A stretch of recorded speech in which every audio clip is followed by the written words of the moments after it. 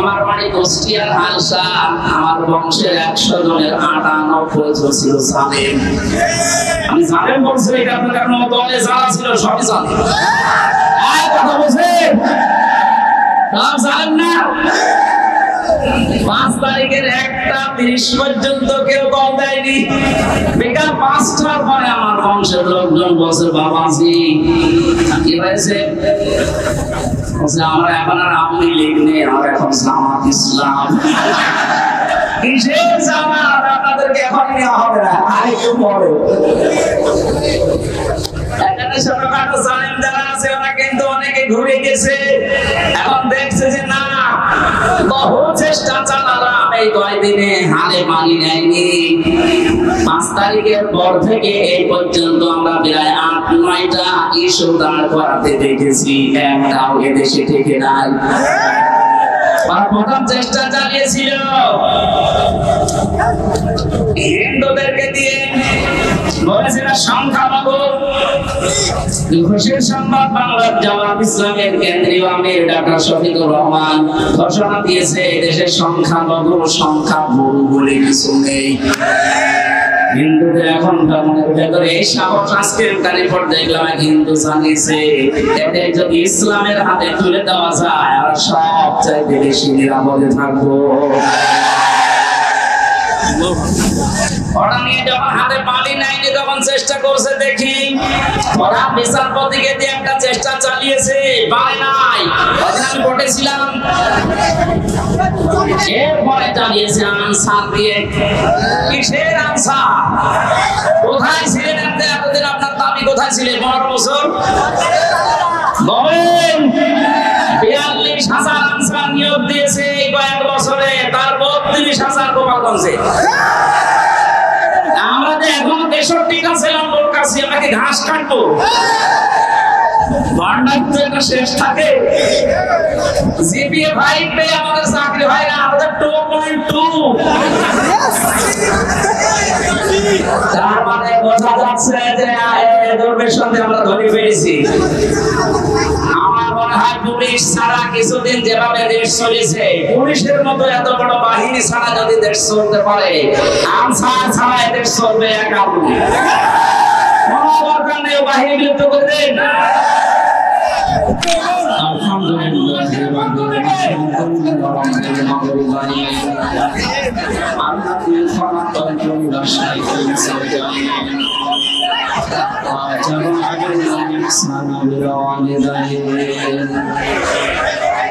ونشهد أن لا إله إلا الله وحده لا شريك له وأشهد أن محمدا عبده ورسوله سيد الكونين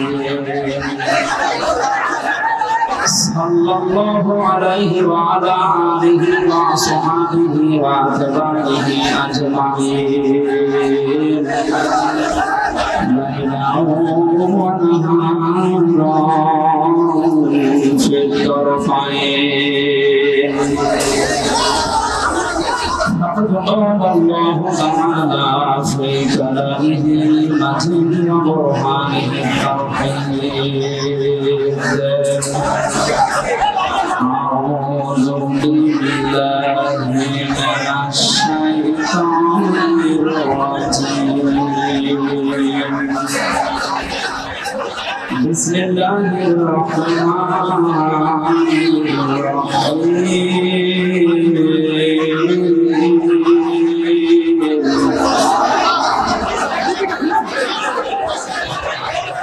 আওয়াজে কথা বলা যায়, কি অবস্থা?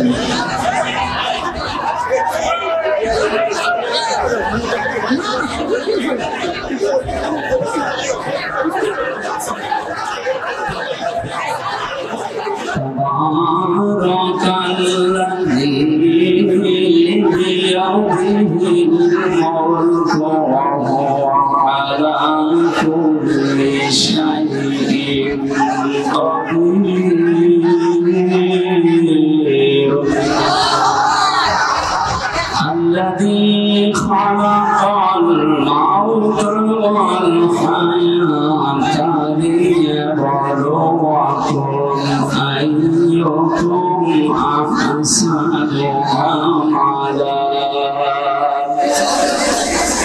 وهو العزيز الغفور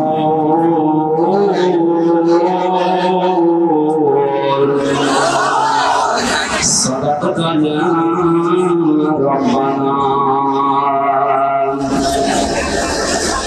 عن أبي هريرة رضي الله تعالى عنه قال قال النبي صلى الله عليه وسلم يقول سبعة يظلهم الله في ظله يوم لا ظل إلا ظله الإمام العادل إلى آخر الحديث متفق عليه.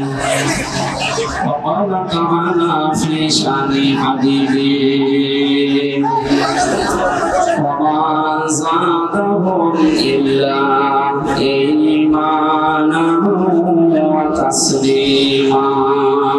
اللهم صل على مولانا محمد وعلى آل سيدنا مولانا আমাদের প্রভু এক নবীর উম্মত জীবন বিধান বলিসিবানি তোমরা তবে কেন এখন হে মুসলমান এক করে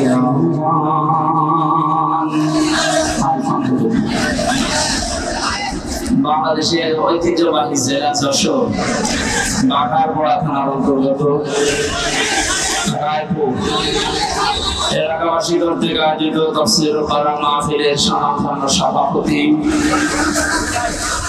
অত্র এলাকার সর্বজন শ্রদ্ধাভাজন ব্যক্তিত্ব সাবেক প্রধান শিক্ষক রায়পুর স্কুল অ্যান্ড কলেজ মসিহুল আজম আতাল্লাহু আমরাহু ওয়া বারাকাল্লাহু ফি হায়াতি বলেন আমিন। মাহফিলের প্রধান অতিথি শাইখুল মাশায়েখ সিনিয়র যুগ্ম সাধারণ সম্পাদক কেন্দ্রীয় কৃষক দল সদস্য কেন্দ্রীয় নির্বাহী কমিটি বিএনপি অত্র এলাকার কৃতি সন্তান ইঞ্জিনিয়ার টিএস আয়ুব দামাত বারাকাতুহুল্লাহ দিয়া এতক্ষণ যারা আলোচনা রেখেছে আয়াতে তাকবীর সিহাতে কুল্লিয়া কামনা করছে আলেমদের বলেন আমিন। এই অনুষ্ঠানের প্রধান মেহমান শাইখুল মাশায়েখ অত্র এলাকার কৃতি সন্তান জেলা আমির যশোর সদর শাখা বাংলাদেশ জামাত ইসলামী বিশিষ্ট ইসলামী চিন্তাবিদ অধ্যাপক গোলাম রসুল দামাত বারাকাতুহুল্লাহ মঞ্চে বসে আছেন আমাদের এলাকার সন্তান বিশিষ্ট শিক্ষাবিদ বিশিষ্ট রাজনীতিবিদ শ্রদ্ধাভাজন মাদ্রাসা জনাব ডক্টর আব্দুল মান্নান আতাল্লাহু আমরাহু ওয়া বারাকাল্লাহু ফি হায়াতি বলেন আমিন। যার মাধ্যমে পর্যন্ত এসেছে সেই কুষ্টিয়া থেকে বড় ভাই মাওলানা আব্দুস সামাদ সহ এই কমিটিতে যারা আছেন বরেণ্য সদস্যবৃন্দ সামনে বসা মুসলমান ভাইরা পর্দার আড়ালের সম্মানিত মা এবং বোনেরা বাঘারপাড়া থেকে থানার সম্মানিত অফিসার ইনচার্জ সহ যারা প্রশাসন থেকে এসেছেন সবাইকে ধন্যবাদ ওয়েলকাম জানাচ্ছি। ধর্ম জাতি বর্ণ ধর্ম নির্বিশেষে কোরআনের অনুষ্ঠানে যারা ইবাদত মনে করে আমরা এসেছি ইবাদত যেভাবে করা লাগে আমাদের সে পরিবেশ এখনো হয়নি। আমরা কথা যারা বলছে কি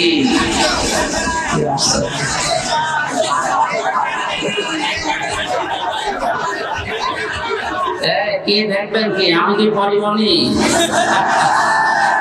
কি দেখবেন কালকে ইন্টারনেট থেকে নামিয়ে দেখে বসে যেখানে আপনারা দাঁড়িয়ে থাকেন না বসে যেহেতু জায়গাটা ভেজাল তো বসতে বলছি না দাঁড়িয়ে থাকেন যেখানে আসেন ওইভাবে থাকেন কি বলবো জেলখানাতে দেখতাম মাঝে মাঝে আদালতে যখন নিয়েছে তো মনে মানুষ এভাবে হোক রেখে দিতে, আমি কি আমার দেখা দিয়ে আছে, আমি মূর্খ মানুষ। দাঁড়িয়ে আছে, দাঁড়িয়ে থাকে, জায়গা পেলে বসেন, আমি বসতে বলছি না কারণ জায়গাটা এখনো ভেজা। আমার এইটুকু আসতে কত সময় লেগেছে, আমি 2:45 এখানে পৌঁছিয়েছি, খাবার খেয়ে এইটুকু আসতে এই পর্যন্ত 4টা বাজে। রাস্তাঘাটে আপনি চলে যেতে বলবো না, একটা পা ফেলার জায়গা নেই বাইরে। আমার মনে হয় 5 তারিখের আগে যদি আপনারা এত মানুষ আসতে তখন 144 ধারা 45 ধারা চালু হয়ে যেত। সুযোগ আল্লাহ যখন দিয়েছেন, আমরা সুযোগকে নিয়ামতের যে শুকরিয়া আদায়ের মাধ্যমগুলো আছে কোরআনে কারিমে বর্ণিত, আমরা ওইভাবে সামনে অ্যাপ্লাই করবো ইনশাআল্লাহ। যে আল্লাহ আমাদেরকে নিয়ে এসেছে, একটু চুপ কর ভাই, আমি হাতে পায়ে ধরে বলছি চুপ করে, না চাই করে চুপ করে, কথা বলবেন না। কি আসছে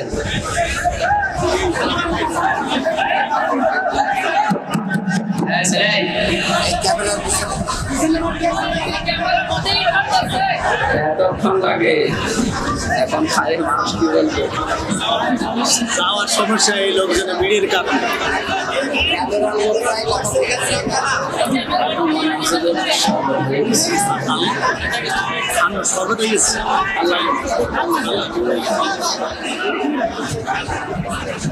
এখান থেকে বসে ভাই, যারা দাঁড়িয়ে আছে বসিয়ে দেন।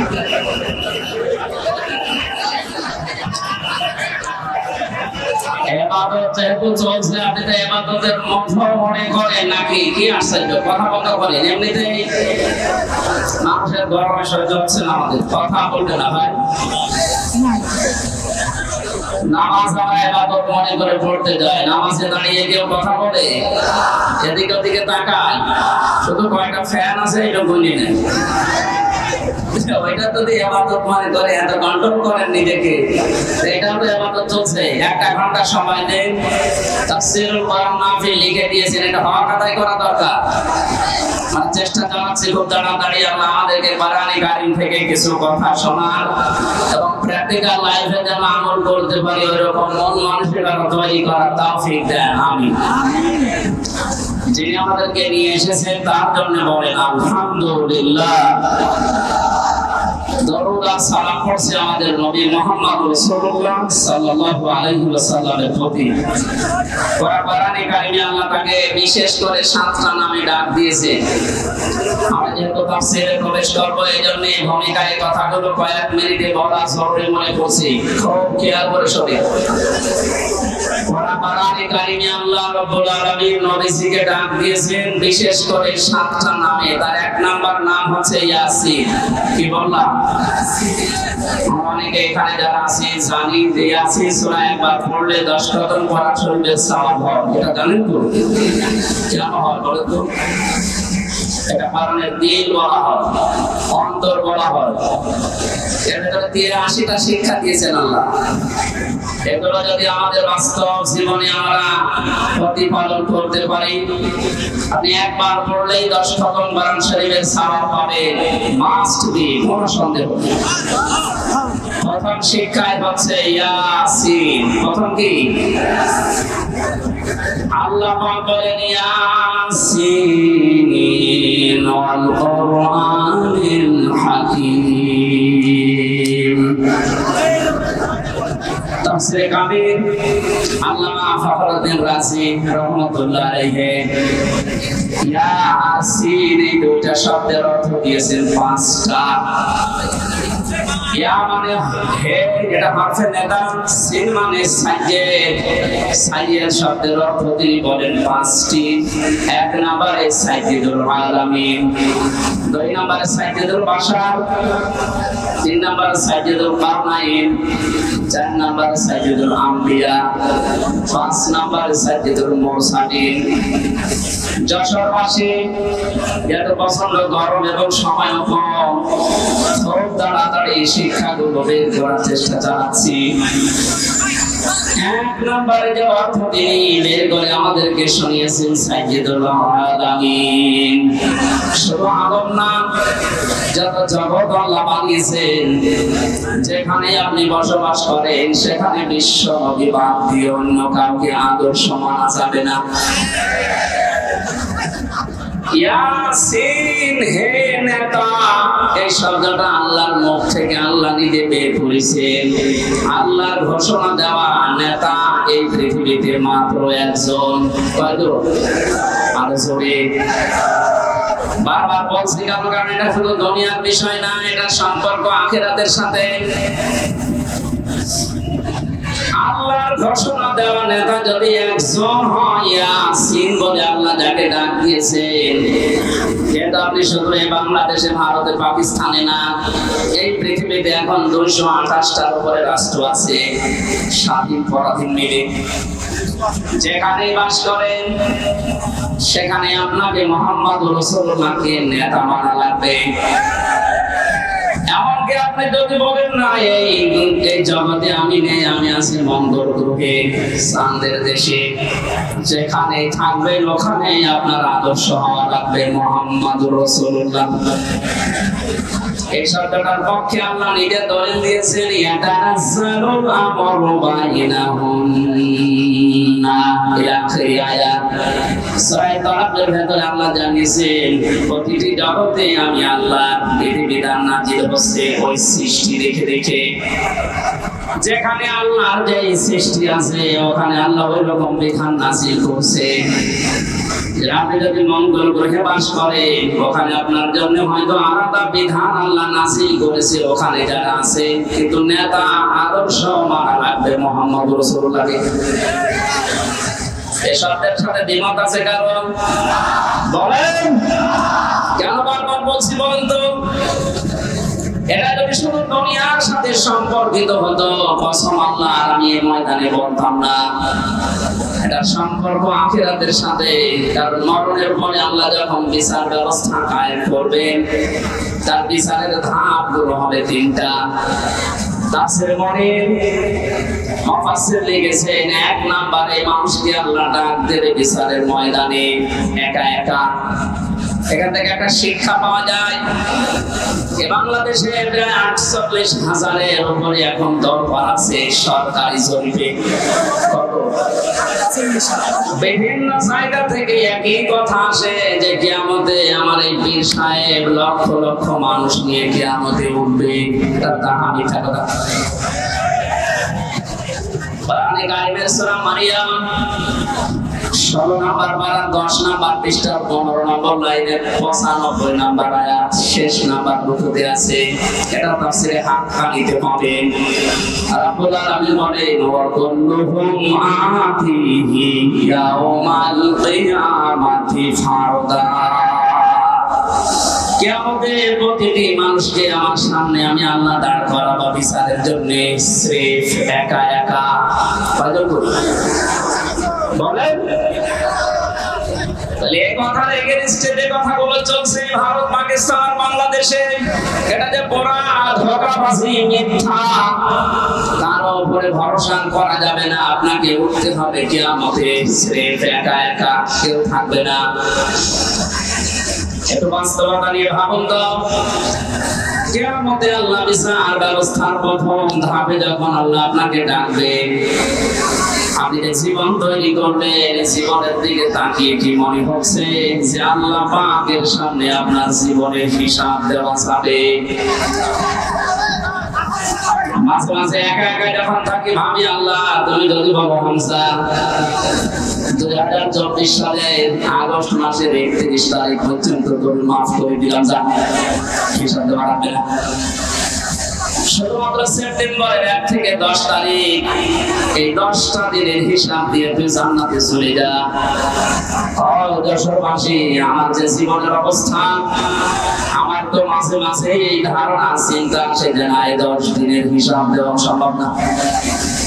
আপনারা পারবেন না? আপনি পারবেন।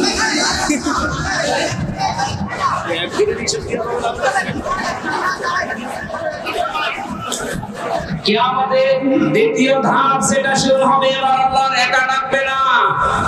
কোরআনে কারীম জানিয়েছে, ইয়াউমা নাদউ কুল্লা উনাসিন বিইমামিহিম। আলিহিম। সূরা বনী ইসরাঈলের ৭২ নম্বর আয়াতের প্রথম অংশে আছে আল্লাহ পাক বলেন কিয়ামতের দ্বিতীয় ধাপে বিচারের জন্য প্রতিটি মানুষকে আমি আল্লাহ ডাক দেব তার নেতার সাথে। এতক্ষণ পর্যন্ত ৪-৫ মিনিট আপনাদেরকে আমি উল্টাপাল্টা বলছি না, এই কারণে কিয়ামতে কিন্তু আপনি এবার দ্বিতীয় ধাপে আল্লাহর কাছে একা উঠতে পারবেন না, নেতা সহ উঠতে হবে। আগে আপনার নেতা, এরপরে কর্মী। যশোরবাসী, পাশের জেলায় তো আমার বাড়ি, আপনাদেরকে খুব ভালোবাসি। আমি কোরআনের চোখ লাগিয়ে দেখতে পাচ্ছি যে আমাদের জীবন ভুল পথে আছে। যেহেতু আল্লাহ নিজে জানিয়েছেন কিয়ামতে আপনাকে আপনার নেতার সাথে ডাকবে, আগে নেতা এরপরে আপনি। এবার নিজে ভেবে বলেন তো যে নেতার আদর্শ আপনি মানেন, যার পেছনে স্লোগান দেন, যাকে ভোট দেন, যার আদর্শ মেনে আপনি খুশি, সেই লোকটা যদি আপনার সামনে কিয়ামতে থাকে, আপনি তার পেছনে বলেন ওর চরিত্র, ওর আদর্শ, ওর চেহারা সুরাত, ওকে দেখে আল্লাহ মাফ করবে বলে মনে হয়? দেখলেন? এখন বলছেন না, শুধু ধরা খাবেন।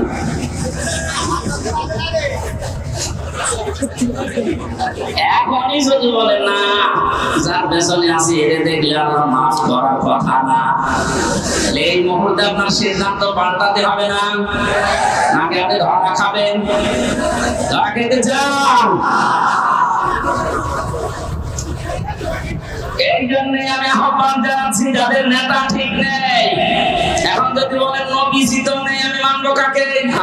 কোরআনে কারীম জানিয়েছে আইয়ুহাল্লাযীনা আমানু আতিউল্লাহা ওয়া আতিউর রাসূলা ওয়া উলিল আমরি মিনকুম ইলা আখির আয়াত। সূরা নিসা ৫ নম্বর পারা ৬ নম্বর পৃষ্ঠা ১০ নম্বর লাইনে ৫৯ নম্বর আয়াতে এটা প্রথম অংশে আছে। এটা তাফসীরে ফি জিলালিল কোরআন পাবেন। সাইয়েদ কুতুব লিখেছেন আল্লাহ ডাক দিয়েছেন ইমানদারেরা আমাকে মেনে নাও, আমার আনুগত্য করো, আমার রাসূলের আনুগত্য করো। আর তোমাদের ভেতরে যারা উলিল আমর আছে, নেতা আছে, ভালো লাগতেছে সভাপতি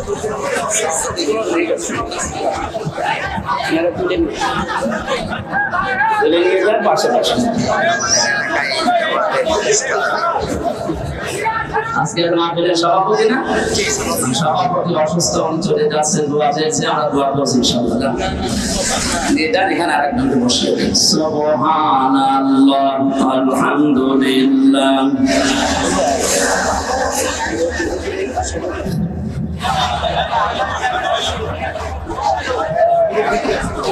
সুবহানাল্লাহ, আলহামদুলিল্লাহ, লা ইলাহা ইল্লাল্লাহ, সুবহানাল্লাহ, আলহামদুলিল্লাহ, লা ইলাহা ইল্লাল্লাহ, লা ইলাহা ইল্লাল্লাহ, মুহাম্মাদুর রাসূলুল্লাহ।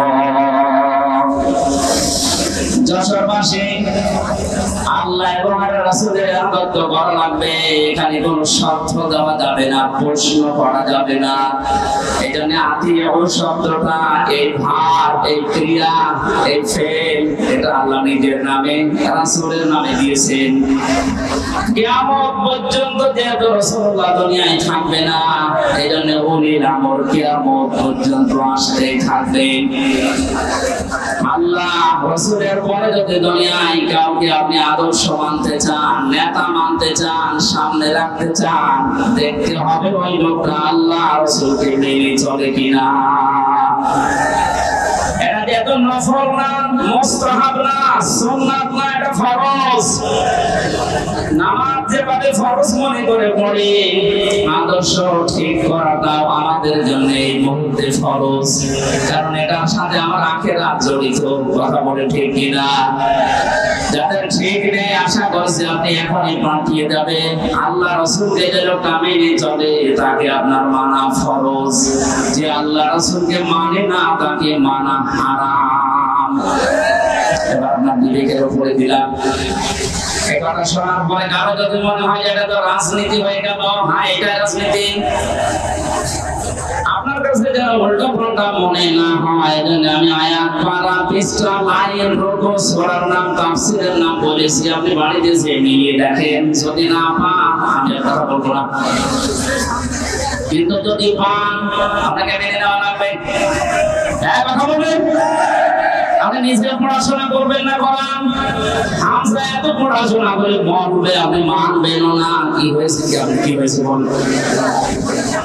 আহ্বান জানাচ্ছি আপনার সাথে যেহেতু আখিরাত সম্পর্কিত, এজন্য আদর্শটা ইয়াসিন বলে আল্লাহ যাকে ডাক দিয়েছে তাকে আপনি মেনে নেবেন বলে আমার বিশ্বাস। নয়তো আপনি এত কষ্ট করে লোক দেখানোর জন্য এসেছেন। আমাদের মনের অবস্থা যেন পরিবর্তন করে দেন বলে আমি। একটা হাদিস মনে পড়ছেন, মানিক তাবাল হুদা বিগাইরিল কুরআন আদাল্লাহুল্লাহ। বিশ্বনবী জানিয়েছেন এই পৃথিবীতে কোরআনে কারীম যেখানে নেই, কোরআনের কর্মসূচি চলে না, এরকম কোন জায়গায় যদি কেউ ভালো হওয়ার নিয়তে চায়, আল্লাহ নিজে তাকে দায়িত্ব নিয়ে খারাপ বানিয়ে দেয়। যশোরবাসী শব্দের দিকে খেয়াল করেন, নবীজি দল্লা শব্দ দিতে পারতেন, দল্লা ইয়াদিল্লু। তাহলে বাংলা অর্থ আসতো আপনি নিজেই নিজেকে খারাপ বানিয়ে ফেলেছেন। শব্দটা যেহেতু আবাল্লা ইয়াদিল্লু বাড়ি ফাল থেকে এসেছে, এই জন্য বাংলা অর্থ দাঁড়িয়েছে আপনি হয়তো ভালো হওয়ার নিয়তে কোন জায়গায় গিয়েছিলেন, কোন দলে হোক, কোন দরবারে হোক, কোন আস্তানায় হোক, কোন দরগায় দুর্গায়, সেখানে বলেন আপনার নিয়ত ভালো ছিল, এটা ভালো হতো। কিন্তু কোরআনে কারীম যদি সেখানে না থাকে, কোরআনের নির্দেশনা কর্মসূচি যদি সেখানে না পাওয়া যায়, আল্লাহ নিজে দায়িত্ব নিচ্ছেন আপনাকে গোমরা বানিয়ে দেবে। কত বড় ভয়ঙ্কর শব্দ দিয়ে গেছেন, আল্লাহ দায়িত্ব নিচ্ছে। আর এখানে ছোট বড় কম বেশি আমরা সবাই কথা বিশ্বাস করি, হেদায়েত দেওয়ার একচ্ছত্র মালিক হামজার বাবা। আরো বলেন জোরে, আল্লাহ ছাড়া হেদায়েত কেউ দিতে পারেন? তিনি বলছেন আমি তোকে খারাপ বানাবো, যেখানে কোরআন নেই ওখানে তুমি ভালো হওয়া নিয়ে তো যাস।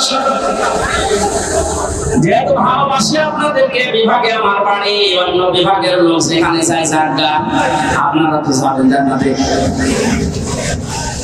আজকে থেকে অন্তত সিদ্ধান্ত নিয়ে বাড়ি যান, কোরআন যেখানে নেই ওই দল যদি আমার বাবাও কায়েম করে আমি ওই দলে নেই। এটার সাথে একমত আছেন কারা দেখি? আমাদের হাত তুলবেন না, হাত তুলে আবার উল্টিয়ে যাবে। ঠিক আছে, হ্যাঁ বসুন বসুন।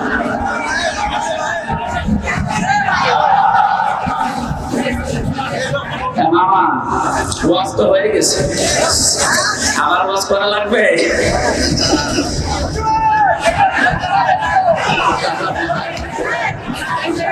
আমার মাথায় যাদের হালকা মগজ আছে তার কাটা না, তারা বুঝে ফেলেছে কোরআন যেখানে নেই ওখানে আমি যাব না। তাহলে এই দেশে কোরআন বাদ দিয়ে কোন দল থাকার কথা বলেন?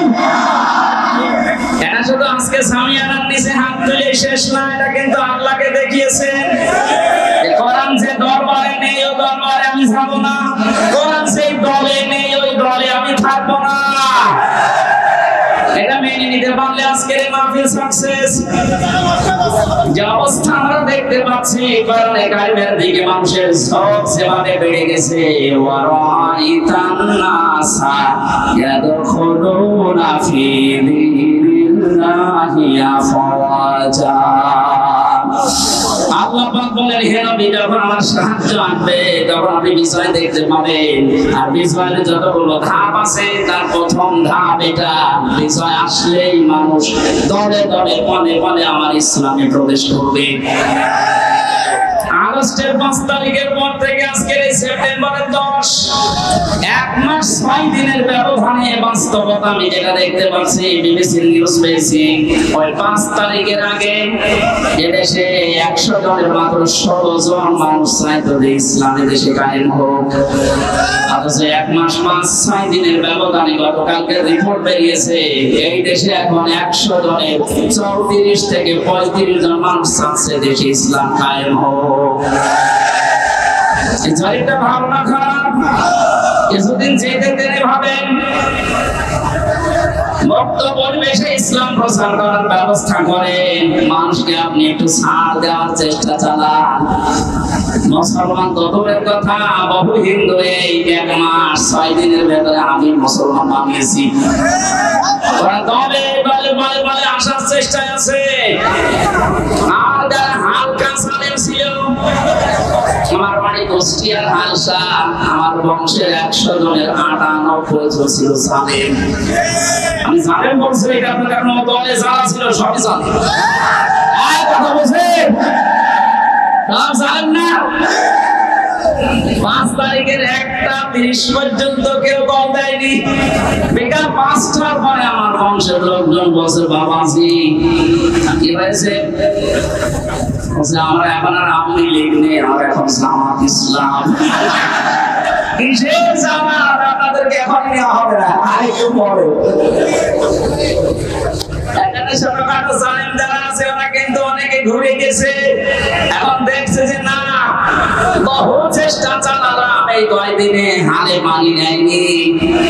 5 তারিখের পর থেকে এই পর্যন্ত আমরা প্রায় 8-9টা ইস্যু দাঁড় করাতে দেখেছি, একটাও এদেশে থেকে নাই। প্রথম চেষ্টা চালিয়েছিল হিন্দুদেরকে দিয়ে, বলেছিল সংখ্যালঘু। খুশির সংবাদ, বাংলার জামাত ইসলামের কেন্দ্রীয় আমির ডাক্তার শফিকুর রহমান ঘোষণা দিয়েছে দেশের সংখ্যালঘু সংখ্যা বহু বলে কিছু নেই। হিন্দুদের এখন মনের ভেতরে এই সাহস, আজকে রিপোর্ট দেখলাম হিন্দু জানিয়েছে এদের যদি ইসলামের হাতে তুলে দেওয়া যায় আর সব চাইতে বেশি নিরাপদে থাকবো। ওরা নিয়ে যখন হাতে পানি নেয়নি তখন চেষ্টা করছে দেখি, ওরা বিচারপতিকে দিয়ে একটা চেষ্টা চালিয়েছে, পারে নাই। আমি বলেছিলাম এরপরে চালিয়েছে আনসার দিয়ে। কিসের আনসার? কোথায় ছিলেন এতদিন? আপনার দাবি কোথায় ছিলেন 15 বছর? বলেন 42,000 আনসার নিয়োগ দিয়েছে এই কয়েক বছরে, তার 32,000 গোপালগঞ্জে। আমরা যে এখন 63টা ছিলাম ওর কাছে, আমাকে ঘাস কাটবো ভান্ডার তো এটা শেষ থাকে। জিপিএ 5 পেয়ে আমাদের চাকরি হয় না, আমাদের 2.2। তার মানে বোঝা যাচ্ছে যে দুর্বেশনে আমরা ধরে ফেলেছি। আমার মনে হয় পুলিশ ছাড়া কিছুদিন যেভাবে দেশ চলেছে, পুলিশের মতো এত বড় বাহিনী ছাড়া যদি দেশ চলতে পারে, আনসার ছাড়া দেশ চলবে একা। কোনো দরকার নেই বাহিনী বিলুপ্ত করে দেন। এরপরে চেষ্টা চালিয়েছেন একটাদেরকে নিয়ে, পারে না। এখন শুনছে সামনে ওদের দুর্বিসন্ধি গার্মেন্টসের কর্মীদেরকে লাগাবে, আশা করছে হালে মানি নেবে না। জালেমদের যা চরিত্র এই 16 বছরে তো দেখেছি, ওরা দেখবেন গরম ঘাটের এই বেশ্যাদের কোন আমাদের যাই করছেন কিছুতেই কিছু হবে না। অনেকে বুঝে ফেলেছেন যে না জালেম যখন শেষ, অন্তত আমি আর জালেম হয়ে আল্লাহর টার্গেট হব না। কারণ জালেম ছাড়া এরা হামজা টার্গেট। কার বলেন? যশোরবাসী গান খাড়া করেন, আরাই গালিম জানাচ্ছে ইন্নামাস সাবিলু আলাল্লাযীনা ইয়াযলিমুনান নাস। নাস ইলা আখিরি আয়াত। সূরা শুরা 25 নম্বর পারা 6 নম্বর পৃষ্ঠা 13 নম্বর লাইনের 42 নম্বর আয়াতে এটা তাফসীরে ইবনে কাসির আছে। ব্যাখ্যা সহ বলতে গেলে অনেক সময় লাগবে, যেহেতু আমি একটা আয়াত পড়েছি একটা টার্গেট নিয়ে। আল্লাহ রাব্বুল আলামিন জানিয়েছেন, আমি নিজে মামলা দায়ের করব, নিজে কেস দেব, নিজে অভিযোগ দায়ের করব তাদের বিরুদ্ধে যারা মানুষ হয়ে মানুষের উপরে জুলুম করেছে। সামনে করবে, এখন করছে না অনেকে জুলুম, বড় জালেম যারা তাদের জুলুম এই 16 বছরে বন্ধ হয়ে গেলে বাস্তবতাটা গায়ে 5 তারিখের পর থেকে 1 মাস 5 দিনে দেখছি অনেক মুনাফিক এখনো জুলুম থেকে থেমে নেই। আমি নিচে নামলাম না, এর বড় যদি নামসা ভাঙ করে থাকে জালেমের তো টার্গেট আল্লাহ। আপনি তো মুনাফিক ছিলেন, কোন কারণে জালেমের খাতায় আপনি নাম লেখালেন? আপনি থামবেন। আশা করছি আমরা কারো উপরে জুলুম করব না, করতেও দেব না ইনশাআল্লাহ। কারণ জালেমরা আল্লাহর মামলার আসামি, জালেমরা মামলার আসামি হামজা। বলেন বলেন, জালেমদের বিরুদ্ধে মামলা দেবে কে? আমরা সবাই জানি বাতি যত কঠিন হয়, শক্ত হয়, বড় হয়, মামলা তত কঠিন হয়। আমি যে 3টা বছর জেলে ছিলাম, জীবনে আমার জেলে থাকা লাগতো না। মা বাতি যদি ছবির মধ্যে গলির মধ্যে হতো, 2 থাপ্পড় দিয়ে বের হয়ে চলে আসতাম। তো বাতি তো এমন একজন, থাপ্পড় তো কি করে। কয়েকদিন আগে আমার মামলা সব শেষ হয়ে গেছে। আমি মনে করলাম আদালতে জিজ্ঞাসা করি যে মাননীয় আদালতে 3 বছর তো মামলা আপনার কাছে ছিল, তখন তো আপনি কিছু বললেন না। আজকে আমার মামলা গ্রাউন্ড থেকে বলছেন এর কোনো মাল নেই, যা ছেড়ে দিলাম। এতদিন বলেননি তো। এই কথায় আমাকে শোনা যেতে, হুজুর আমি করবো কি, আমার হাত বাঁধা ছিল। বলেন হাইকোর্টের একটা বিচারপতি যদি বলে আমার হাত বাঁধা, কিছু করার নেই, বসিয়ারে না বসে ভ্যান চালানো ভালো না? কোথায় পৌঁছিয়েছিল এদেশের বিভিন্ন বিভাগগুলো? কত বড় দুর্নীতিগ্রস্ত হলে বাংলাদেশের জাতীয় মসজিদের ইমামও পালিয়ে যায়। পৃথিবীর ইতিহাস তৈরি করে গেল, মসজিদের ইমাম তো পালিয়ে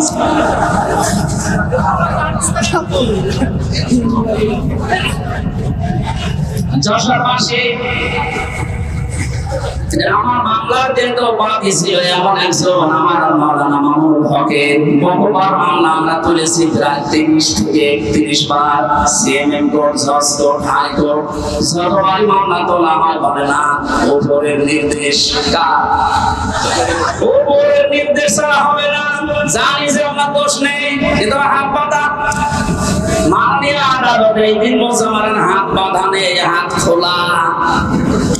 বৈষম্য বিরোধী ছাত্র আন্দোলনে যারা জীবন দিয়েছে প্রায় 1700 উপরে মারা গেছে, আর 2700 উপরে এখন হাসপাতালে আছে। এদের যে 9টা দাবি ছিল, প্রথম দাবি সবার হাত আমরা খুলতে চাই। কথা বলুন, আরো হাত বাঁধা থাকবে না। এদেশে 1628 জন মানুষ আছে এই চেয়ারে, সব হাত বাঁধা ছিল, শুধু একটা হাত খোলা ছিল। সে যাই হোক, আপনার বলার দরকার নেই, আসলের নাম ধরা ঠিক। একটা হাত খোলা ছিল, বাকি 1628 জন যারা আছে সব চেয়ারের হাত বাঁধা, এখন হাত খুলে গেছে। আমরা চাই সংস্কার যখন আরম্ভ হয়েছে বাংলাদেশে, খুব তাড়াতাড়ি যারা দায়িত্বে আছেন এই 1628 জন মানুষকে পাল্টিয়ে নতুন মানুষ এখানে নিয়ে আসেন। কারণ এগুলো সব জালেমদের দোষ। প্রশাসনের আজ আমার বাড়ির নিস্তলে একজন পুলিশ ভাড়া ছিল, ওদের 5 তারিখের পর থেকে কোথায় পালিয়েছে আল্লাহ জানে। লাইট দিয়ে ফিরে পাচ্ছে, ঘরে তালা মারা এই মারাই আছে। প্রশাসনের উপরে মানুষের আগে ক্ষোভে, রাগে, ঘৃণা, মাত্র কয়েকটা কোলাঙ্গারের কারণে। এখন বলেন না কেন? বিশেষ করে SP Monirul, counter terrorism Asaduzzaman, DC Mannan, বাকিগুলোর নাম আমি ঘৃণা করি, ওদের নাম নেই না, কারণ ওগুলো মানুষ না, ওগুলো জানোয়ার চাইতে খারাপ। তারপরে একবার করে বলছি এই যে বেনজির, কিসের বেনজির? বেনজির, এর কোনো নজির নেই দুনিয়ায়। এই সমস্ত হারামি খারাপি বক্সা মানুষের কারণে আজ এই যে পেছনে পুলিশ দাঁড়িয়ে আছে, দেখলেই মানুষ ঘৃণা করছে। একটা সাধারণ মানুষের কি দোষ? যাদের কারণে এই বিভাগটা নষ্ট হয়েছে প্রত্যেককে বিচারের আওতায় আনা হবে। গুলির অর্ডার দিয়েছে, আর ভিডিও করে দেখাচ্ছে স্যার গুলি মারি একটা মরে একটা, আর কেউ চায় না। কত বড় শয়তান! বিবেক আছে? আমাদেরকে রিমান্ডে মাঠের নিচে নিয়ে যেভাবে বিভিন্ন জিনিস দেখিয়েছে, আমার মনে হয় এই মানুষগুলোকে এখন ওই জিনিসগুলো দেখানো দরকার। আমার শেষ পর্যন্ত বলেছিল যা বলতে বলছি যদি না বলেন, 11 ঘন্টা আমার টাঙিয়েছে। আমি বলি না বাড়িতে, কারণ এটা দুঃখ পাবে এই কারণে। চোখ কালো কাপড় দিয়ে বেঁধে রেখে পেছনে হাত বেঁধে ডান্ডা বেড়ে দিয়ে মাথায় দড়ি দিয়ে 11 ঘন্টা টাঙিয়ে চায় রক্ত নামাজ পড়তে দেয়নি। সব ইশারায় পড়েছিলাম, কথা শুনতে যে মানুষগুলো এর সাথে জড়িত ছিল এখন বলছে এদের মাফ করে দেন। না, এই মানুষগুলোর কোনো মাফ নেই।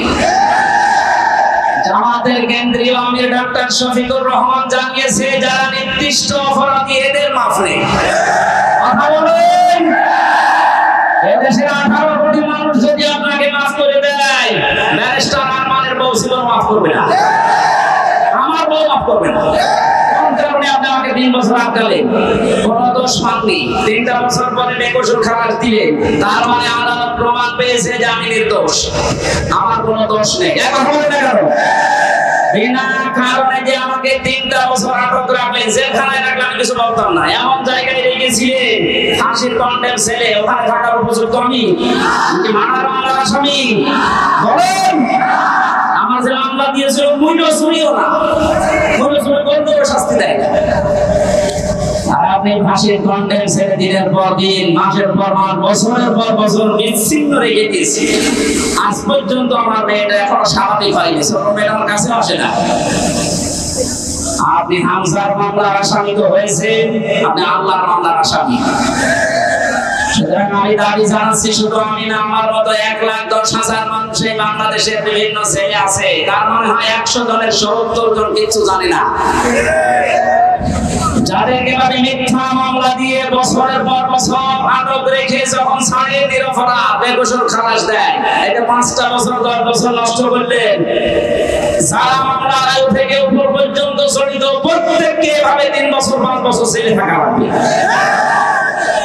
আর আইনা ঘরের সাথে যারা জড়িত, ব্যারিস্টার আরমান, আজমি ভাই সহ যত মানুষকে আপনি রেখেছিলেন, এদের মতো আপনাকেও এরকম 8 বছর 9 বছর আয়না ঘরে রাখা লাগবে। এখন বাইরে যে বলে আমি কি করেছি যে আমি থাকতে পারলাম না, কি করেছি টের পাচ্ছেন না? এদিকে আসেন, আসেন এদিকে আসেন, আপনাকে টের পাচ্ছি। মানুষ একটা জীবিত মানুষকে কবর ছেলের ভেতরে 8টা বছর। আমার সাথে মুফতি ফখরুল ইসলাম ছিল, একটা এত বড় আলেমটি, ওরা এই হাত পায়ের ভেতর দিয়ে দিয়ে সামনে রডের সাথে গিয়ে তারা লাগিয়ে দিয়েছে। 1.5 মিনিট সময় দিত টয়লেটে। পৃথিবীতে এত কষ্ট দেওয়া যায় মাটির নিচে, না দেখলে আমারও বিশ্বাস হতো না। এই সমস্ত কাজ করতে এরপর আপনার মনের ভেতরে একটু আফসোস আসে না? আবার মুখ খুলে বলে আমার ঘাবড়াবেন না, আমার ভয় পেয়ে যায়, নরম হয়ে যায়। ওরে নরম বানানো দরকার। সংস্কার যখন আরম্ভ হয়েছে, আশা করছি খুব তাড়াতাড়ি জালেমদের দোষর ছাড়া সব এগুলো আল্লাহর মামলার আসামি। কার মামলার আসামি? যারা আল্লাহর মামলার আসামি হয়ে গেছে, এরা আল্লাহর জান্নাতে যাবে, বিশ্বাস হয়? এগুলো সব জাহান্নামী মানুষ। সুতরাং এই জাহান্নামী মানুষকে আমরা বাংলাদেশে দেখতে চাই না। কথা বলেন, জান্নাতে যেতে চাইলে এখনো দরজা খোলা আছে, তওবা করে ফিরে আসে। আশা করছি কথা ইঙ্গিত বুঝেছেন। এখন না আপনার ব্যাপার। কপাল যদি ভালো থাকে ওমরের মতো ফিরে আসবেন, আর যদি কপাল আবু জাহেলের মতো হয়, আমি হামজা না, এখানে নবী এসে ওয়াজ করবো, আপনার কাজ হবে। আমরা কোরআনে কারীম থেকে সূরা মুলকের 2টা মাত্র আয়াত পড়েছি, তাফসীর আকারে কথা বলছি। আর কত সময় থাকা যাবে নাকি? আসরের নামাজ শেষ হয়েছে তো জোহর আসর পড়ে এসেছি 5:10। ঠিক আছে, জবান করে কোরআনের আয়াতটা আগে পড়েন। আউযু বিল্লাহি মিনাশ শাইতানির রাজিম। বিসমিল্লাহির রহমানির রহিম।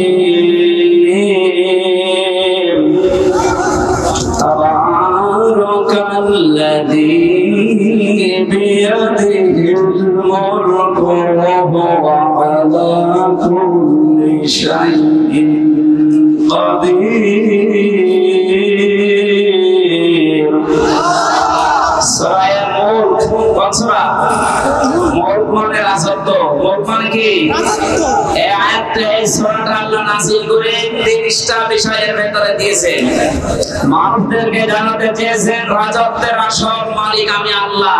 মাঝে মাঝে কাউকে চেয়ারে বসায় পরীক্ষা করার জন্য। আর রাজত্বের মালিক কে বলেন তো? আল্লাহুম্মা মালিকাল মুলকি তুতিল মুলকা মান তাশা ওয়া তানজিউল মুলকা মিম্মান তাশা ইলা আখিরিয়া। রব্বুল আলামিন বলেন পৃথিবীর মানুষকে আপনি জানিয়ে দেন রাজত্বের মালিক আমি আল্লাহ। যাকে ইচ্ছা এটা দান করি, যাকে ইচ্ছা ওখান থেকে নামিয়ে দেই। তাহলে এই বিশ্বাস যারা করে যে রাজত্বের আসল মালিক আল্লাহ, এখানে বসলে কোনোদিন তার ভেতরে অহংকার আসবে না। অহংকার এসেছিল বলে অনেককে আল্লাহ ধ্বংস করেছে অতীতে, এখনো করছে, কিয়ামত পর্যন্ত অহংকারীকে আল্লাহ নিজে ধ্বংস করবেন। সুতরাং এদের থেকে আমাদের শিক্ষার বিষয়ে সামনে যারা এই পৃথিবীতে আসবে ক্ষমতার চেয়ারে, তারা যেন অহংকার না করে, এই জন্য আমি মন পড়েছি। আল্লাহ ঘোষণা দিচ্ছেন এবার তাবারাকাল্লাযী, বরকতময়। সমস্ত আয়াত থেকে অক্ষমতা, দুর্বলতা, সমস্ত দোষ ত্রুটি থেকে মুক্ত ওই আল্লাহ। বিয়াদিহিল মুলক, যার কুদরতি হাতের ভেতরে সব কিছু রাজত্ব লুকিয়ে আছে। ওয়া আলা কুল্লি শাইইন কাদির। আল্লাহ পাক বলেন পৃথিবীর সব কিছুর উপরে একচ্ছত্র ক্ষমতা চলে আমি আল্লাহর। জোরে বলেন সুবহানাল্লাহ।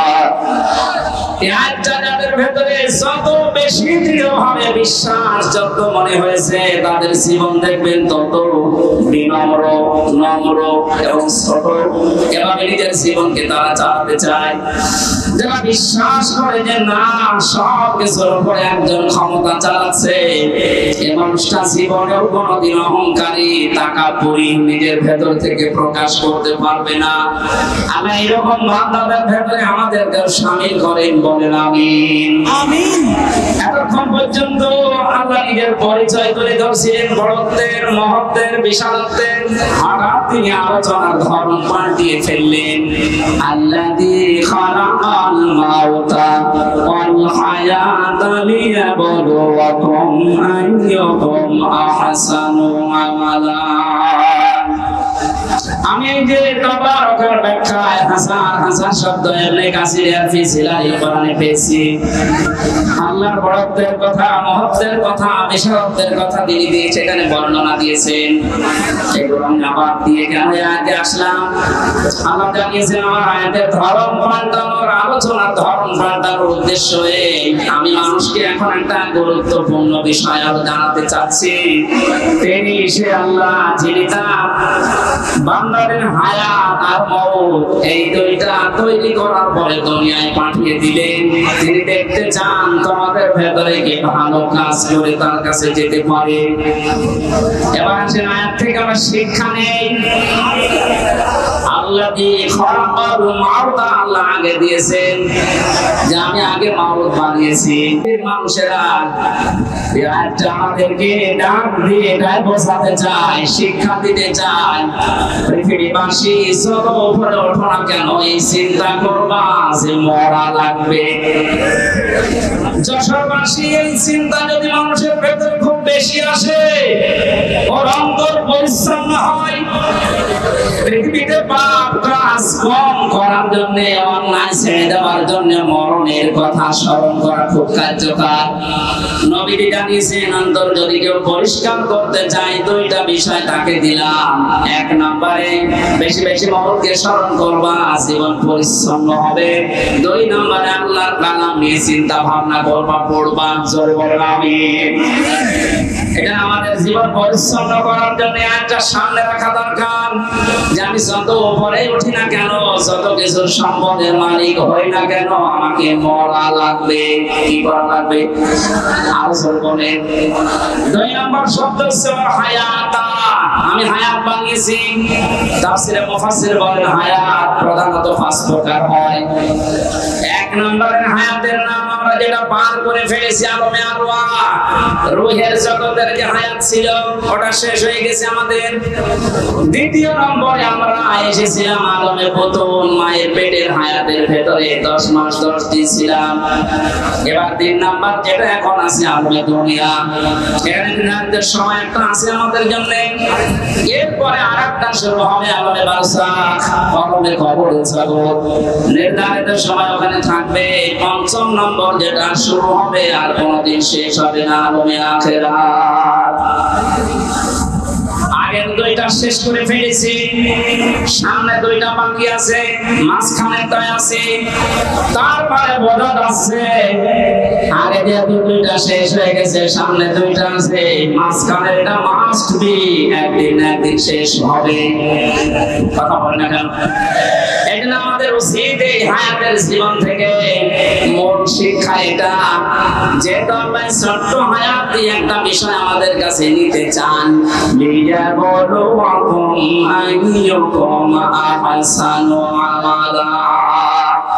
আমি আল্লাহ দেখতে চাই তোমাদেরকে পরীক্ষা করে দুনিয়ার জীবন থেকে কে ভালো কাজ করে আমার কাছে আসতে পারো। আল্লাহ কিন্তু আকসার আমালা দেননি যে আমি বেশি বেশি কাজ চাই, না, আকসার আমালা আমি ভালো কাজ চাই। এই 16 বছরে যতগুলো কাজ আমরা আঞ্জাম দিতে দেখেছি, বাস্তবতায় অধিকাংশ কাজগুলো দেখেছি বেশি বেশি, কিন্তু কাজ ভালো হয়নি।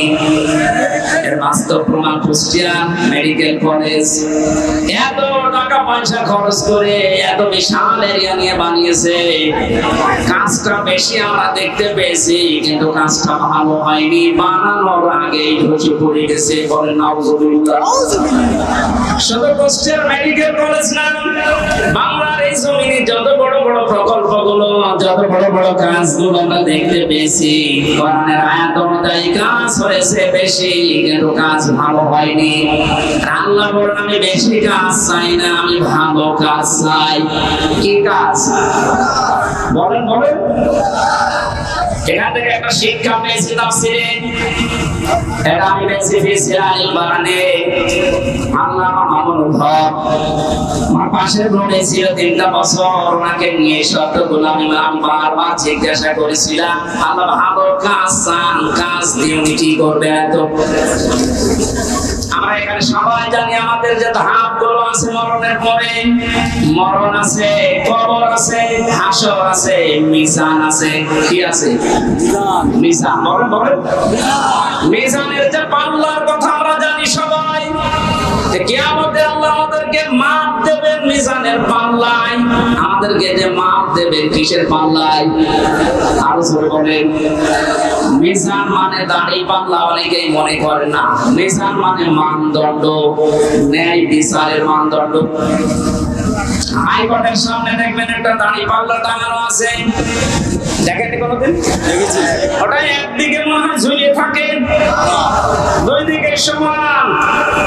বাংলার 18 কোটি মানুষদেরকে দেশের সরকার বোঝাতে চায়, ইউনিয়ন থেকে শুরু করে জজ কোর্ট পর্যন্ত যদি ন্যায় বিচার নাও পাও, এখানে আসলে যে দাড়ি পাল্লা দেখতে পাচ্ছ, এখানে ন্যায় বিচার করা হবে। যদিও এটা আমরা দেখিনি। মিজান মানে দাড়ি পাল্লা না, আমি কোন জায়গায় অভিধানে পাইনি। মিজান মিজান মানে মানদণ্ড, মিজান মানে কি? এবার আসেন মূল শিক্ষাটাই। পৃথিবীতে যত বিষয় আছে প্রতিটি বিষয় যদি কেউ পরিমাপ করতে চায়, প্রতিটি বিষয় মাপ দেওয়ার জন্য আলাদা আলাদা যন্ত্র আছে। এই স্টেজ যদি আপনাকে বলি সালাম ভাই এটা মেপে দেন, এটাকে দাঁড়ি পাল্লায় তুলে দেবেন, কথা বললে কেন? এটা মাপার জন্য ফিতা আছে, গজ আছে, এই কথা বলেন। এটা মাপার জন্য গজ ফিতার প্রয়োজন। ওনাকে যদি বলি এই যে পানিটা মেপে দেন, ফিতা দিয়ে মাপবেন, কি দিয়ে? সিসি দিয়ে, লিটার দিয়ে। যদি বলি সাল মেপে দেন, উনি সাল কি গজ দিয়ে মাপবেন, কি দিয়ে? কেজি দিয়ে, স্ট্যান্ড দিয়ে। পৃথিবীর প্রতিটা জিনিস যেহেতু মাপ দেওয়ার জন্য আলাদা আলাদা যন্ত্র আছে। কিয়ামতে যেটা আল্লাহ নিজে মাপ দেবেন তার নাম আমল। কি মাপ দেবেন? আমল। বলেন বলেন। আমলের বাংলা হচ্ছে কাজ। আমল মানে আল্লাহ কাজ মাপ দেবেন। কোন পাগল এখানে বিশ্বাস করবে যে দাড়ি পাল্লার এক পাল্লায় 5 কেজি কাজ তুলে দিলাম? কাজ মানুষ দাড়ি পাল্লা দিয়ে মাপে, কে দিয়ে? দুনিয়ার প্রতিটি জিনিস যেভাবে মাপ করার জন্য আলাদা আলাদা যন্ত্র আছে, কাজ বা আমল এটা মাপ দেওয়ার জন্য আলাদা যন্ত্র আছে। কাজ মানুষ দাড়ি পাল্লা দিয়ে মাপে না, কাজ মানুষ লিটার দিয়ে, সিসি দিয়ে, গজ দিয়ে, ফিতা দিয়ে মাপে না। কাজ মাপে দূরত্ব দিয়ে, কি দিয়ে? গুরুত্বের ভিত্তিতে কাজ মাপা হয়। এখানে গুরুত্বপূর্ণ জিনিসটি এই খুঁটি আর ছামিয়া, এই দুইটা আসল জিনিস। এই দুইটা থাকলে মানুষ বলবে এটা মঞ্চ বা স্টেজ। কথা বলে ঠিক কিনা?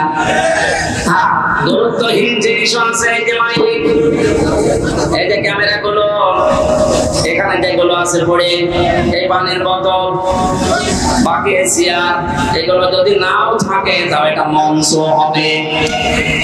পৃথিবীতে আল্লাহ ভালো কাজ চেয়েছেন, বেশি কাজ না। গুরুত্বপূর্ণ কাজগুলো যদি আপনার জীবনে না থাকে, গুরুত্বহীন কাজ দিয়ে যদি দুনিয়ার জীবন আপনি ভরপুর করে ফেলেন, কিয়ামতে আল্লাহ যখন মাপবেন গুরুত্বপূর্ণ জিনিস পাবে না, গুরুত্বহীন জিনিস দিয়ে ভরে যাবে। আপনার জীবনের ইমাম হবে শূন্য বা জিরো। নামাজের ফরজ সংক্রান্ত বিষয় আমরা অনেকে জানি যে নামাজের বাইরে এবং ভেতরে 13টা ফরজ আছে। কয়টা? 12টা যদি আপনি সালাত আদায় করেন, একটা আদায় করেনি। আমি যদি বলি একটা মাত্র করিনি, আমার 12টা নেকি দেন, হবে? বলেন কয়টা? একটা হবে না, জিরো, শূন্য। কারণ গুরুত্বপূর্ণ এটা আপনি বাদ দিয়ে দিয়েছেন, আপনি হয়ে গেছেন এখন গুরুত্বহীন। আমাদের এই কোরআনে কারিমে আল্লাহ 500 শরীয়তের বিধান দিয়েছেন, যেগুলো গুরুত্বপূর্ণ। 499টা কেউ মানে, একটা মানে না। তাহলে কিয়ামতে যখন আল্লাহ মাপ দেবে, ওর জীবনের যতগুলো কাজ ছিল সবগুলো হবে গুরুত্বহীন। ফরজ নামাজ থেকে এই শিক্ষাটা যদি আজ আমরা বাংলাদেশে আমরা নিতে পারতাম, মুসলমানেরা, সত্য কথা যেটা, এই দেশে 41, 61, 71 বছর টার্গেট দেওয়া লাগতো না। 41 ঘন্টা এই দেশ পাল্টিয়ে দেওয়া সম্ভব ছিল।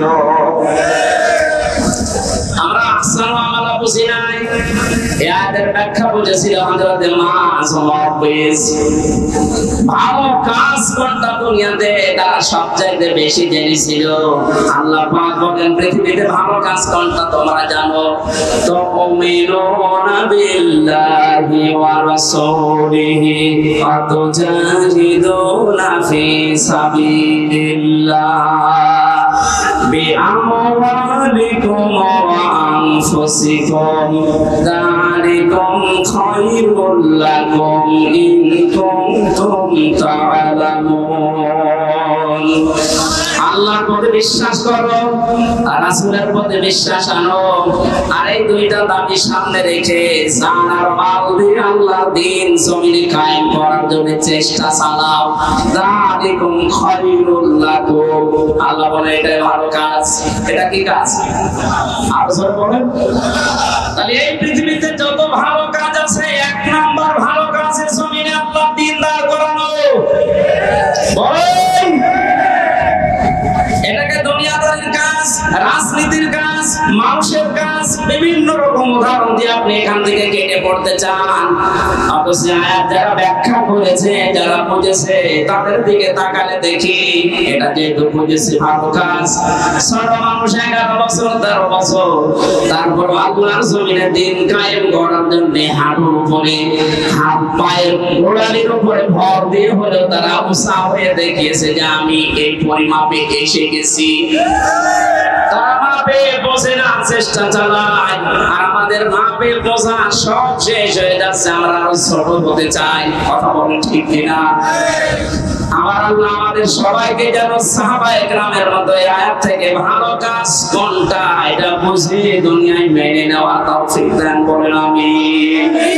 এটা শুধু পুরুষের জন্য না, নারী পুরুষ সবার জন্য আপনার জীবনের যেন টার্গেট হয়ে যায় এটা, এই জমিনে কি করে আল্লাহর বিধানটা কায়েম করা যায়। সত্য কথা এইটাই, আল্লাহর বিধান যতদিন জমিনে কায়েম না হবে, যতই দুয়াদর ধরি না কেন, কোনদিন এই জমিনে শান্তি কাঙ্ক্ষিত সম্ভব না। বাবা চালিয়েছিলেন দেশটা, আমরা দেখিনি, মুরব্বিরা দেখেছে। স্বামী চালিয়েছিল, চাচা চালিয়েছে 9 মাস 9 বছর, বড় চালিয়েছে, আপা চালিয়েছে। এখন শুধু দেখতে পাচ্ছি আছে কলাম দিয়ে দেশ চললে কেমন দেখা যায়। কথা বলা লাগবে। এটা দেখেছেন কোনদিন? লেখা দেখার দরকার না যে এটা দিয়ে বাংলাদেশ চললে কেমন দেখা যায়। কারা কারা এটা দিয়ে দেশ চলুক চান দেখে। লিল্লাহি তাকবীর।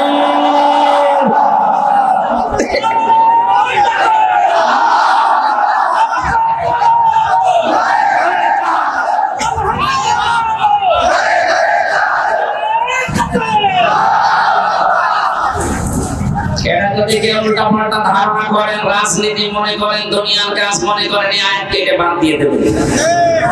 এরপরে শব্দ কি? হুয়া আসিসুল গফুর। আল্লাহ বলেন এই ভালো কাজটা কেউ যদি করতে গিয়ে পৃথিবীর ময়দানে যদি কেউ ভুল ত্রুটি করে ফেলে, দোষ ত্রুটি হয়ে যায়, আমার গফুর নামের খাতিরে মাফ করে দেব। আর যদি কেউ চালাকি করে এই কাজের সাথে, কেউ যদি মানুষকে নিজে চালাক মনে করে, না এর ভেতরে আমি নেই, দুনিয়ার কাজে রাজনীতি, আমি কিন্তু তার জন্য আসিস হব, আমি পরাক্রমশালী, যদি ধরি পরে আর ছাড়বো না। আপনাকে ধোঁকা দিয়ে বোকা বানানো যাবে? যেহেতু উনি মনের খবর জানে, আপনার মনের অবস্থা কি আল্লাহ ভালো জানছে। আশা করছি ভালো কাজ যেটা কোরআনে কারিমে 500 আছে এরকম, এর ভেতরে 1 নম্বরে এইটা। আল্লাহ জীবনের আসল টার্গেট যেন এটা বানানোর তৌফিক দান করেন আমিন। সম্মানিত মা বোনেরা, জান্নাতে যাওয়ার জন্য যে 4টা কাজ নবীজি আপনাদেরকে দিয়েছেন, ফরজ নামাজ 5 ওয়াক্ত, এটা জীবন গেলেও ছাড়া যাবে না। মেয়েদের সন্তান যখন দুনিয়ায় আসে, যদি মাথা বের হয়ে যায়, এরপর মেয়েদেরকে তোলার ভেতরে বিছিয়ে দিয়ে নামাজ পড়ার তাকিদ দিয়েছেন নবীজি। এত কঠিন বিষয় এটা, অথচ হাঁসের খাবার দিতে যে ফরজ নামাজ ছেড়ে দেয়। আশা করছি এই ভুলটা করবেন না, ফরজ নামাজটাকে শেষ করে নেন। নফল সুন্নাত যদি পড়ার সময় না পান, পড়ে নিন, কিন্তু ফরজ নামাজ ছাড়া যাবে না। 2 নম্বর, রমজান মাস আসলে রোজা রাখবেন, যে কয়টা নষ্ট হবে এটা পরবর্তী 11 মাসে করে দেবেন। 3 নম্বরে যাদের শরীর আল্লাহ দিয়েছে যেরকমই হোক, এটা পর্দায় রাখা লাগবে, এটা নামাজের মতো মাস্ট বি ফরজ। মেয়েদের হাতের কবজি, মুখমণ্ডল, পায়ের মাথা খোলা রাখা জায়েজ আছে, কিন্তু উত্তম পর্দা হচ্ছে এইগুলো ঢেকে রাখা। 4 নাম্বার স্বামী যাদের আছে জায়েজ কথাগুলো মেনে নিয়ে তাদের খেদমতে খুশি রাখা। নবীজি বলেন 4টা কাজ যদি মেয়েরা করতে পারে, আঞ্জাম দেয়, জান্নাতের 8টা দরজায় আমি আল্লাহর নবী বলছি তার জন্য খোলা থাকবে। যে দরজা দিয়ে প্রবেশ করবে কেউ তাকে নিষেধ করবে না। আল্লাহ মেয়েদেরকে এই পর্যায়ে ওঠার তৌফিক দিন, আমিন। আসরের নামাজ সমাগত আর 1 মিনিট আছে, আসানের নামাজ শেষ করে তারপরে যাবেন। আল্লাহুম্মা আমিন। লা ইলাহা ইল্লা আনতা সুবহানাকা ইন্নী কুনতু মিনাজ জালিমিন। লা ইলাহা ইল্লা আনতা সুবহানাকা ইন্নী কুনতু মিনাজ জালিমিন। ربنا ظلمنا أنفسنا وإن لم تغفر لنا وترحمنا لنكونن من الخاسرين رب العالمين। বাংলাদেশে এখন আমরা মুক্তভাবে তোমার কোরআনের কথাগুলো বলতে পারি, শুনতে পারি। সাজদায় পড়ে থাকলে নিয়ামতের শুকরিয়া আদায় হবে না জানি। এই সুন্দর উত্তম ব্যবস্থা তুমি করে দিয়েছো। আল্লাহ তাআলা কোরআনের উপরে আমাদেরকে আমল করার সুযোগ করে দাও। আজকের আয়োজনে যদি খুশি হয়ে সওয়াব দিয়ে থাকো, কোটি কোটি গুণে বাড়িয়ে দাও। কিয়ামতের দিনে আমাদের সুপারিশ করে জান্নাতে নিয়ে যাবে নবীর রওজায় আল্লাহ পৌঁছাও। এই মাহফিলে যত মানুষ শ্রম দিয়েছে আল্লাহ, যত স্বেচ্ছাসেবক দায়িত্ব পালন করছে, এদেরকে যে মা পেটে দিয়েছে মায়ের পেট তুমি খাদিজার মতো বানিয়ে দাও। এই মাহফিলের সম্মানিত সভাপতি অসুস্থ মানুষ, আল্লাহ তুমি তাকে সুস্থতা দান করো। আমাদের প্রধান অতিথি রব্বুল আলামিন একটা আশা নিয়েছে, তোমার ইলমে যদি জানা থাকে তার দ্বারা তোমার মানবতার কাজ হবে, ইসলামের কাজ হবে। আল্লাহ তুমি তার হাতে এটা তুলে দিও। এখানে আমাদের প্রধান মেহমান বসে আছে অধ্যাপক গোলাম রসুল, আল্লাহ তোমার গোলামকে তুমি কবুল করে নাও। শ্রদ্ধাভাজন মামাজান অধ্যাপক ডক্টর আব্দুল মান্নান সহ শত আলেমরা এখানে বসে আছে, মাওলানা আলমগীর হোসেন সহ প্রত্যেকটি আলেমকে তুমি আলেমের মতো কবুল করে নাও। মা বোনেরা পর্দার আড়ালে আছে, খাদিজার মতো আয়েশার মতো তাদের বানিয়ে দাও। এদের পেটে নেককার সন্তান তুমি দান করো রব্বুল আলামিন। অনেকে আমরা অসুস্থ আছি, শেফায়ে কামেলা আজেলা নসিব করো। যত মানুষ এই মাহফিলের জন্য বিশ্বের বিভিন্ন দেশ থেকে যারা টাকা পয়সা পাঠিয়েছে, আল্লাহ এদের হালাল রুজিতে বরকত দাও, এদের শরীরগুলো সুস্থ রাখো। আবার মায়ের কাছে বাবার কাছে ফিরে আসার তৌফিক তাদেরকে দান করো আল্লাহ। এলাকায় মাঠের নিচে যত মানুষ ঘুমিয়ে আছে, আল্লাহ তাআলা ডক্টর আব্দুল মান্নান তার বাবা সহ যাদেরকে হারিয়েছে তাদের কবরে মাফ করে দাও। এই মাহফিলটার জন্য যে যেভাবে এগিয়ে এসেছে তুমি প্রতি কদমে কদমে তার নেকি দান করো আল্লাহ। আল্লাহুম্মা গফিরলি ওয়ারহামনি ওয়াহদিনি ওয়াফিনি ওয়ারযুকনি ইয়া রাব্বাল আলামিন। আইলাই 32 বছর বয়স আমার, বড় আশা তোমার কাছে আমি এখন মাজলুম, অসুস্থ, সফরে আছি, মুসাফিরের দোয়া কবুল হন। বড় আকাঙ্ক্ষা আশা নিয়ে বলছি আল্লাহ 56,000 বর্গ মাইল তোমার আইন দিয়ে চলছে, এটা দেখে মরার তৌফিক দাও। যখন এই মরণ আসবে একবার হলেও যেন পড়তে পারি লা ইলাহা ইল্লাল্লাহু মুহাম্মাদুর রাসূলুল্লাহ। আসসালামু আলাইকুম।